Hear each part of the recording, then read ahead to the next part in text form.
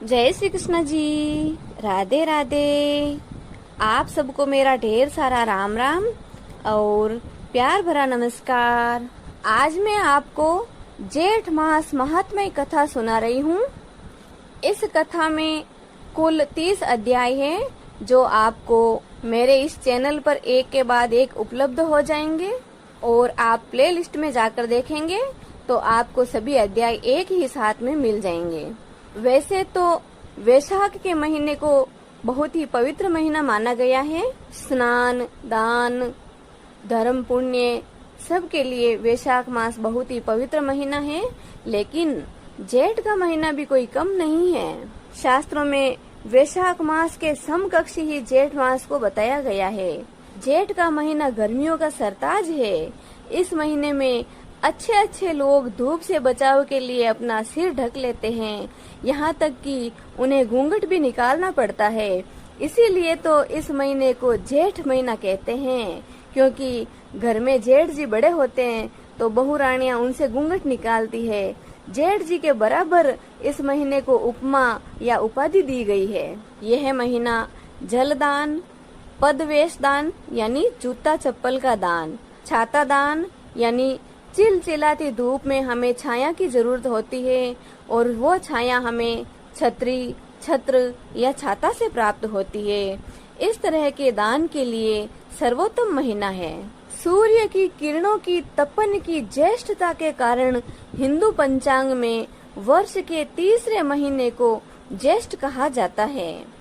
सर्वाधिक बड़े दिन वाला यह महीना गर्मी के हिसाब से सबसे ज्यादा कष्टकारी होता है। इस महीने में नौतपा भी लगता है, यानी कि लगातार 9 दिन तक भीषण गर्मी पड़ना। नौतपा यानी सर्वाधिक तपने वाले 9 दिन। ज्योतिषीय गणना के अनुसार मई के महीने के अंतिम दिनों से लेकर जून के महीने के शुरुआती दिनों तक नौतपा की अवधि रहती है। इस गणना के अनुसार माना जाता है कि जेठ महीने में सूर्य जब रोहिणी नक्षत्र में प्रवेश करता है तब गर्मी प्रचंड पड़ती है। इन दिनों में अधिकतम तापमान 45 डिग्री से 48 डिग्री तक पहुंच जाता है। आधुनिक मौसम वैज्ञानिक इसे हीट वेव या लू वाले दिन भी कहते हैं। भीषण गर्मी वाले इस ज्येष्ठ महीने को आम बोलचाल की भाषा में जेठ कहा जाता है। इस जेठ महीने की दोहा चौपाई के रूप में बड़ी अच्छी प्रशंसा की गई है, जो हम सुनकर बड़े प्रसन्न चित्त से इन नौतपा के दिनों को गुजार लेते हैं और बारिश का इंतजार करते रहते हैं। तो दोहा रूप में सुने। जेठ मास जो तपे निराशा, तब जानो बरसा की आशा। जेठ मास जो तपे निराशा, तब जानो बरसा की आशा। तपे नव तपा नव दिन जोय, तो पुन बरखा पूर्ण होय। तपे नव तपा 9 दिन जोय, तो पुन बरखा पूर्ण होय। अर्थात यदि जेठ के महीने में 9 तपा खूब तपा तो उस साल बारिश जमकर होगी। वहीं यदि 9 तपा के दौरान बीच में ही बारिश हो गई तो इसे 9 तपा का गलना कहा जाता है। ऐसा होने पर मानसून के दौरान अच्छी वर्षा की संभावना नहीं होती है। दूसरे दोहे में नक्षत्रों की कितनी प्यारी प्रशंसा की गई है, जो सुनिए आप। सर्व तपे जो रोहिणी, सर्व तपे जो मूर, परिवार तपे जो जेठ की, उपजे सातों तूर। जेठ के महीने के बारे में हमने बहुत सारी बातें कर ली है। अब हम ज्येष्ठ मास महात्म्य कथा का अध्याय शुरू करते हैं। तो आप बड़े प्रेम, श्रद्धा और आदर भाव से ज्येष्ठ मास महात्म्य कथा के 7वें अध्याय का श्रवण करें। ऋषिगण कहने लगे कि हे स्कंद जी, आगे ज्येष्ठ मास का महात्म्य और भी कहिए, क्योंकि इसके सुनने मात्र से मनुष्य सब पापों से मुक्त हो जाता है। स्कंद जी कहने लगे कि इस मास में उपवास करने से भगवान विष्णु अत्यंत प्रसन्न होते हैं, इसलिए इस मास में उपवास व्रत को करना चाहिए, क्योंकि मासोपवास व्रत 1,00,000 उपवास के समान होता है। 1 मास पर्यंत उपवास करना, प्रातः काल स्नान करना, जितेंद्रिय रहना अथवा कंद मूल फल खाकर रहना, पृथ्वी पर शयन करना, किसी का बुरा न सोचना, नित्य शौच और आचार से युक्त रहना, सत्य वचन बोलना तथा प्रसन्न रहना चाहिए। अथवा कृष्ण पक्ष की एकम से लेकर त्रयोदशी पर्यंत मद मोह आलस्य को त्याग कर व्रत करना चाहिए। पूजा स्थान में बैठकर व्रत करना चाहिए। त्रयोदशी के दिन मंगल स्नान करना चाहिए। पूजा स्थान में बैठकर पुण्याह वाचन कर देवताओं का अधिवासन कर स्वर्ण, चांदी, तांबा तथा मिट्टी का घट स्थापित कर उसमें पंचरत्न डालकर घट पर विष्णु भगवान की प्रतिमा स्थापित करें। विष्णु भगवान की प्रतिमा शंख, चक्र और गदा से युक्त हो। सुवर्ण की प्रतिमा लक्ष्मी जी गरुड़ से युक्त हो।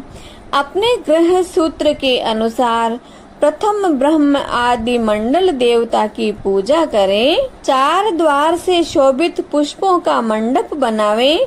केला के स्तंभ से युक्त करें और विविध प्रकार से तोरण से युक्त करके मंडप के मध्य भाग में भगवान विष्णु को स्थापित कर अनेक उपचारों से पकवान, पायस, खांड और दही मिला हुआ भात, ऋतु के पुष्प, नारियल, फल, धूप, दीप, तांबूल और अन्य सुगंधित वस्तुओं से भगवान का पूजन करें। रात्रि को पुराणों की कथा श्रवण करें, जागरण करें और हरि के भक्तों से कीर्तन करवाएं। गीत, वाद्य, निर्घोष यानी आवाज से आधी रात तक समय व्यतीत करें। प्रातः काल होने पर नदी में जाकर स्नान करें। नित्य नियम करके ब्राह्मणों का अनुमोदन करने 5 ब्राह्मणों को ऋत्विजों का वर्ण करें तथा उनका वस्त्र एवं आभूषणों से पूजन करें। कुंड या वेदी में अग्नि स्थापन करें और विधि पूर्वक हवन करें और पुरुष सूक्त के मंत्रों से 16 आहुतियां देवें। शर्करा, घृत, तिल यानी पायस, खीर की 108 आहुति विष्णोर्नुकेति मंत्र से देवें। तत्पश्चात पूर्णाहुति हवन शेष हवन को समाप्त करें। ऋषियों को दक्षिणा देकर गौओं का दान दें। छाता, जूता आदि का दान करें तथा 10 प्रकार के जो दान हैं वे भी अवश्य देवें और अपनी शक्ति के अनुसार ब्राह्मण भोजन करावें तथा दक्षिणा देकर प्रसन्न करें। 2 वस्त्रों से भूषित जो विष्णु की प्रतिमा है वह अपने गुरु को यह मंत्र पढ़कर देवें। मंत्र है, हे केशव भगवान, आप इस प्रतिमा को ग्रहण करें। देने और लेने वाले दोनों का उद्धार करता केशव भगवान हैं। ऐसे केशव भगवान को मेरा बारंबार नमस्कार है। यह मंत्र पढ़कर दक्षिणा सहित भगवान विष्णु की प्रतिमा, कुटुंबी और श्रोतीय श्रेष्ठ ब्राह्मण को देकर पारणा करें। जो मनुष्य जगती तल में इस दुर्लभ व्रत को करते हैं वे शोक और मोह से छूटकर अवश्य ही मन वांछित फल की प्राप्ति करते हैं। इस व्रत को 13 वर्ष पर्यंत करके व्रत को संपूर्ण सिद्धि के लिए अति दुर्लभ उद्यापन करें। प्रथम सपत्नीक 13 ब्राह्मणों को निमंत्रित करके उनका वस्त्र आभूषण से पूजन करें और 13 गौओं का दान करें जो कि वस्त्र आभूषण और वस्त्रों से युक्त हो, बलवान और बहुत दूध देने वाली हो। गौओं के साथ यथाशक्ति दक्षिणा देकर ब्राह्मणों को भूरी सी दक्षिणा देवें। अपनी प्रवृत्ति के अनुसार पूर्वोक्ति हवन आदि कर्म करें। श्रेष्ठ विष्णु भगवान के व्रत में किसी प्रकार की कंजूसी न करें। यथाशक्ति जो कुछ भी किया जाता है वह सब सफल होता है, और जो दंभिक अथवा शठ हैं उनका सब किया हुआ निष्फल चला जाता है। इसलिए सभी उपायों से अपनी शक्ति के अनुसार श्री विष्णु भगवान का पूजन करना चाहिए। इति श्री ज्येष्ठ मास महात्म्ये व्रतोपवास नामक महात्म्य वर्णन सप्तम अध्याय संपूर्णम। बोलो श्री विष्णु भगवान की जय, लक्ष्मी मैया की जय, श्री ज्येष्ठ मास महात्म्य कथा की जय। अब हम श्री ज्येष्ठ मास महात्म्य कथा के 8वें अध्याय का श्रवण करते हैं। स्कंद जी कहने लगे कि पहले हिमवान नामक पर्वतों का राजा था। वह स्थावर जंगम दोनों रूप धारण करता था। बड़े सुंदर अंग वाली उसकी स्त्री का नाम मेनका था। हिमवान सब सिद्धियों से युक्त होने पर भी संतानहीन होने के कारण अत्यंत दुखी था और संतान के लिए बहुत से व्रत दान आदि भी किया करता था, परंतु संतान नहीं हुई। एक दिन उस राजा ने मेनका को बुलाकर कहा कि धिक्कार है, धिक्कार है, और ऐसा कहकर बारंबार प्रलाप करने लगा। वह कहने लगा कि जो स्त्री रक्त और लावण्य से युक्त होने पर भी संतान से हीन हो, वह स्त्री समस्त लोकों में निंदित और निर्भाग्य है। हे शुचिस्मिते, तुमको देखकर सदा मुझे अधिक समय तक संताप होता है, इसलिए अब से मैं कभी भी तुम्हारा मुख नहीं देखूंगा। विद्वान पशुओं के समान तुम अपने प्राणों को कैसे धारण करती हो? अपने पति के ऐसे वचन सुनकर जैसे वायु के आघात से केला और वज्र के आघात से पर्वत गिरता है, वैसे वह मेनका पृथ्वी पर गिर गई तथा रोती और विलाप करती हुई भगवान विष्णु की शरण में चली गई। लक्ष्मी जी के प्रार्थना करने पर और सामने नारद ऋषि को देखकर भगवान विष्णु ने नारद जी को मेनका के पास भेजा। नारद जी ने वहां जाकर मेनका को पर्णाशन व्रत का उपदेश दिया और कहा कि ज्येष्ठ तृतीया के दिन विधान पूर्वक इस व्रत को करो। उपदेश पाने पर मेनका ऐसी पर्वत गुफा जिसको मनुष्यों ने कभी नहीं देखा था, जो कि सिंह और व्याघ्रों से युक्त है, वह पतिव्रता वहां जाकर स्थानों के समान नियम में स्थित हो गई तथा भोजन, निद्रा और अन्य किसी भी कर्म को न करके सब कर्मों को त्याग दिया। केवल भगवान विष्णु की गुणमयी और मनसी माया का सदा स्मरण करती रही। यह सब दुष्कर कर्म ज्येष्ठ मास में हुआ। अनायास ऐसे कठिन व्रत के हो जाने पर उस व्रत के पुण्य प्रभाव से जगन्मयी माया प्रकट हो गई। उस माया को देखकर मेनका ने परम भक्ति से उनकी स्तुति की। तब माया ने मेनका को वर मांगने के लिए कहा, तुम्हारे इस मासोपवास व्रत से मैं अति प्रसन्न हुई। तुम्हारी भक्ति के वशीभूत होकर मैं तुमको जो वस्तु नहीं देने के योग्य होगी वह भी दे दूंगी। जगदम्बा के ऐसे वचन सुनकर मेनका अति प्रसन्नता से बोली कि हे देवी, यदि आप मुझ पर प्रसन्न हैं तो मेरे आंगन में आप प्रसन्न होकर रहें। जगदम्बा कहने लगी, तथास्तु, मैं कन्या होकर रहूंगी। ऐसा कहकर फिर कहने लगी कि हे मेनका, तुम्हें एक पुत्र भी होगा। मैं तुमसे एक हित की बात कहती हूँ, सो तुम मेरी आज्ञा से करो। तुमको अनायास ही इस ज्येष्ठ मास के मासोपवास व्रत का फल मिल गया है। अब तुम अपने घर को जाओ और सदैव इस व्रत को विधि पूर्वक करती रहो। ऐसा कहकर माया अंतर ध्यान हो गई तथा मेनका भी अपने घर को चली गई। घर जाकर मेनका ने राजा हिमवान से सब समाचार विस्तार पूर्वक कहा और भृगु ऋषि के उपदिष्ट मार्ग से ऐसे व्रत को मेनका ने भी किया। इस समाचार को सुनकर हिमवान बड़ी प्रसन्नता और हर्ष के साथ दोनों हाथों से मेनका को आलिंगन कर अपनी गोद में बिठाकर समझाने लगा।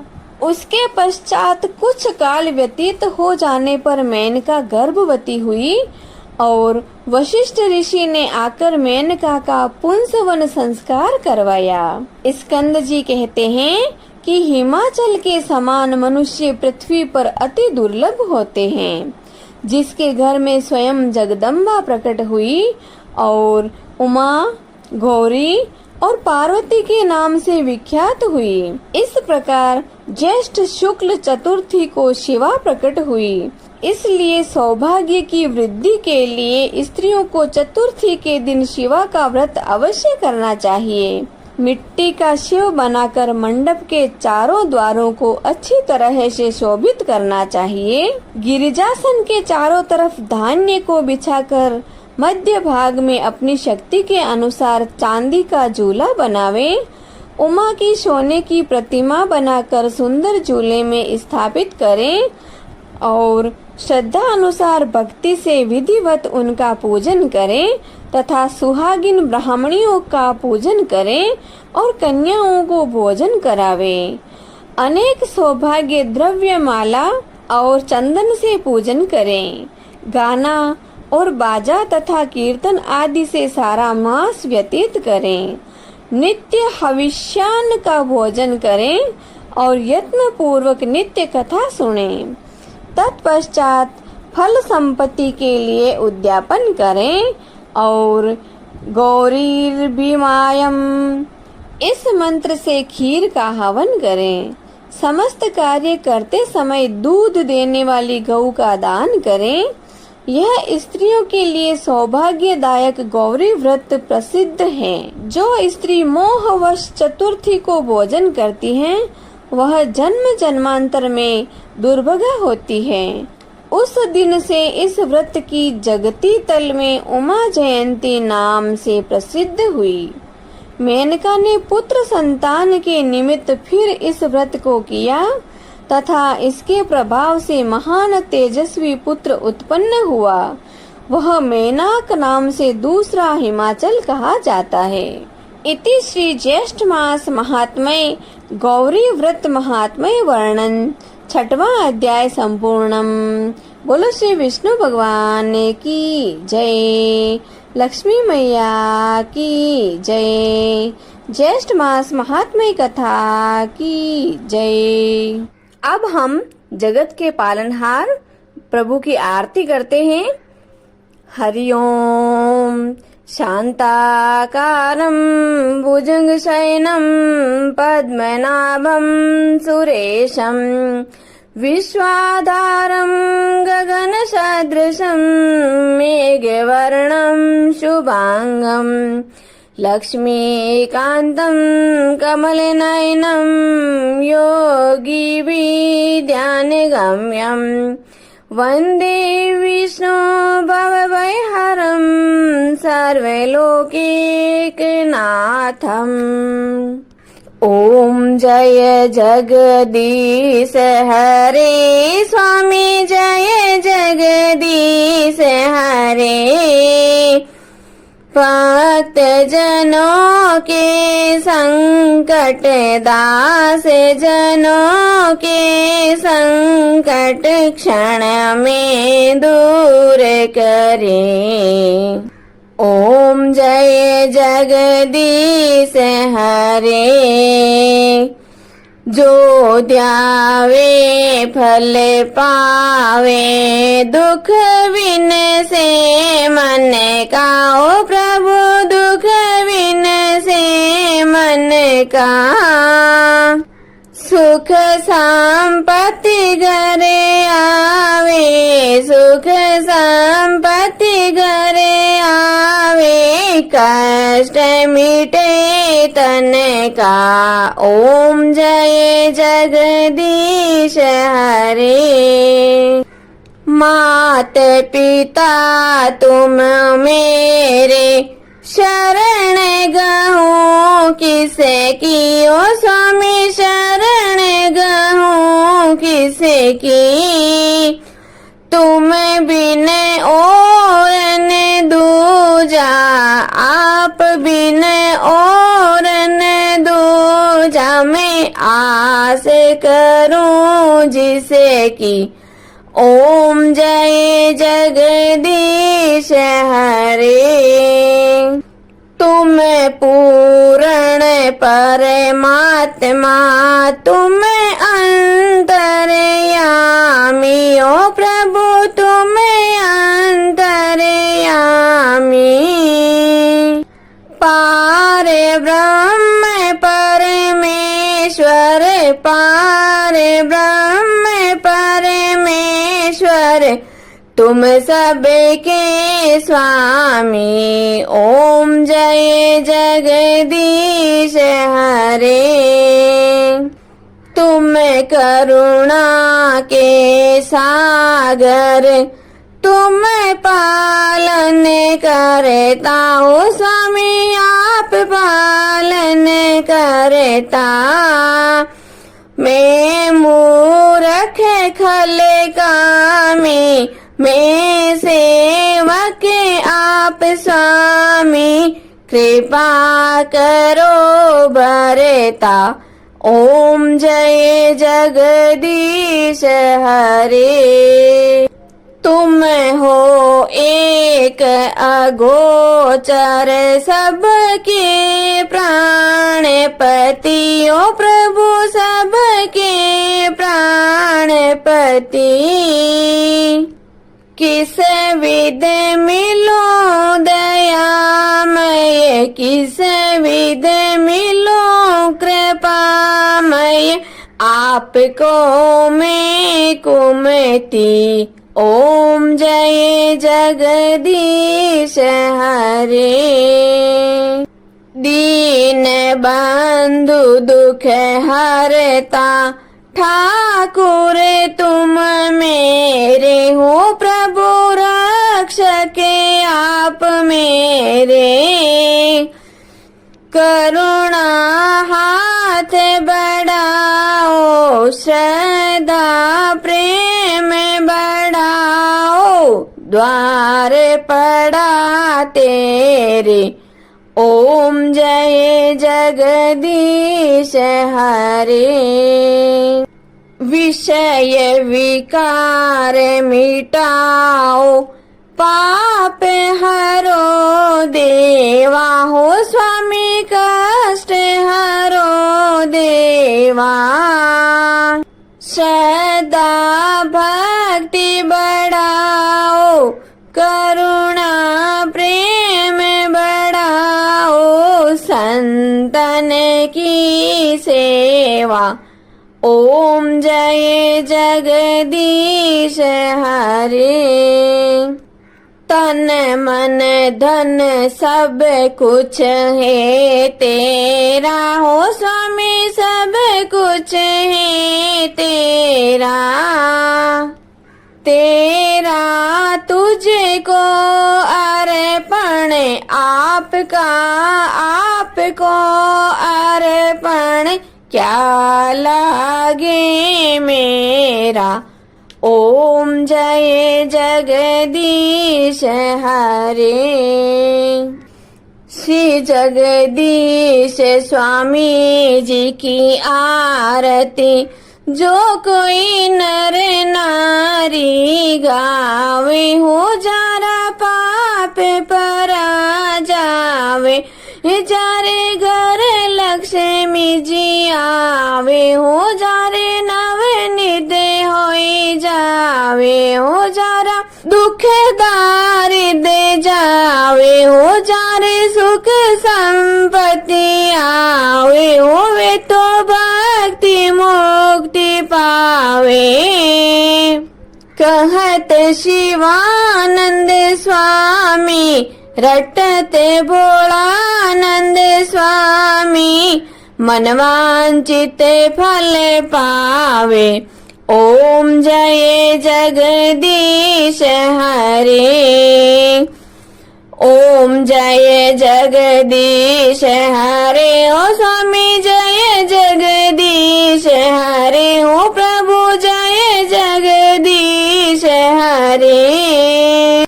भक्त जनों के संकट, दास जनों के संकट क्षण में दूर करे दाता, पल में दूर करे। ओम जय जगदीश हरे। बोले श्री विष्णु भगवान की जय। श्री वैशाख मास महात्म्य कथा की जय। आज के आनंद की जय। जय श्री कृष्णा जी। राधे राधे।